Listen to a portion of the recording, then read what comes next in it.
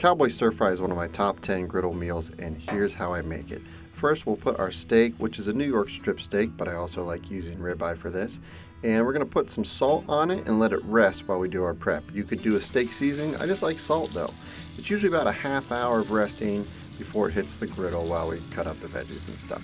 I got some pre-sliced mushrooms that I will wash in the sink. They're pre-sliced because I'm lazy. Can of sweet corn that I drained out, and then we will go ahead and dice up 3 bell peppers and a red onion. Full recipe will be in the description, but this is super customizable. Substitute whatever you like, or you can just clean out your fridge and start throwing stuff on the griddle.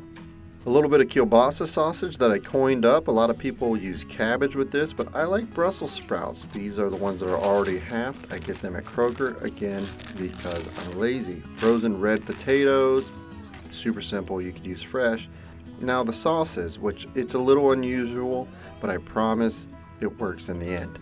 I put them all together in a measuring cup because it's easier that way. We have Italian dressing, the Big W, Worcestershire sauce, and the juice of some sweet heat pickled jalapeno. Trust me, this will all work out well. Give it a try.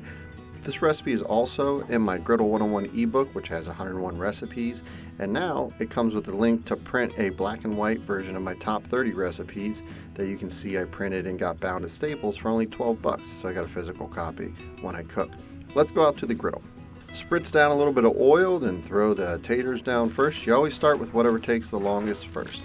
Spread the taters out, give them a good 5-minute head start on everything else. Now I'll put down some oil and let it warm up for the steak. So about a minute of just sitting on the griddle, let the oil get hot. You need to pat that steak dry. The salt has pulled out a lot of the moisture while it was sitting there and coming to room temperature. So the drier you get the steak, the better your crust will be. Hot oil, dry steak. That's how you get a good crust.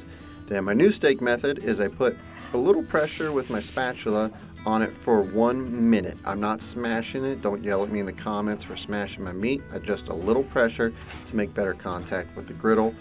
Once the minute is up, then I will do a minute without my spatula on it. And I'll go ahead and flip it to a new spot after that on the griddle. Don't flip it straight over to that spot. Just go a couple inches over, because where you just had it, it's cooled down. So you want to go, a few inches over where it's still nice and hot. Now I'll throw down the Brussels sprouts. Your cooking order is really important. Again, whatever cooks the fastest needs to go down last, and whatever takes the longest needs to go down first. So that's why we went potatoes, then Brussels sprouts, and the steak was second because it's going to rest. Same thing with the steak on this side. 1 minute of pressure, 1 minute without.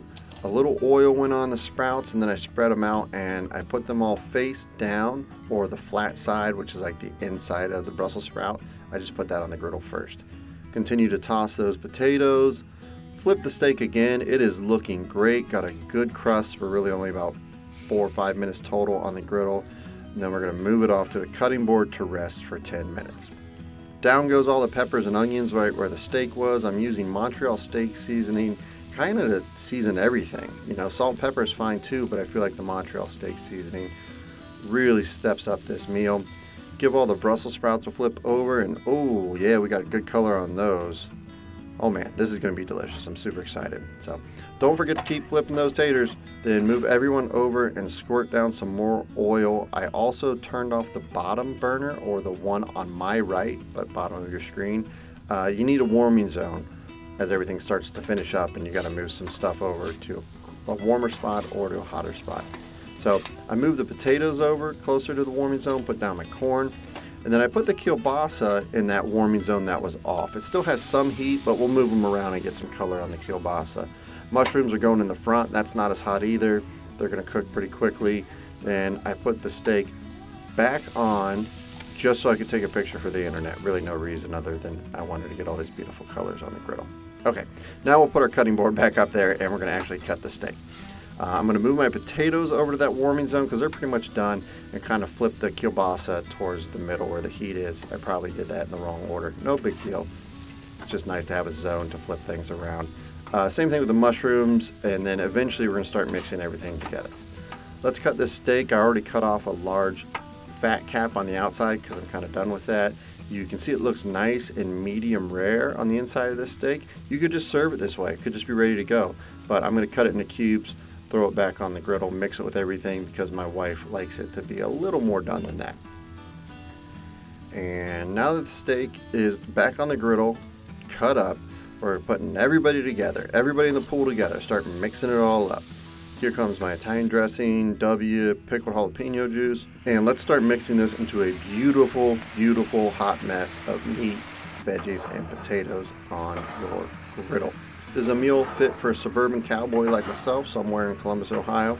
I know people judge A1 on a steak, but my wife and I really like to put A1 just all over this meal. It goes great.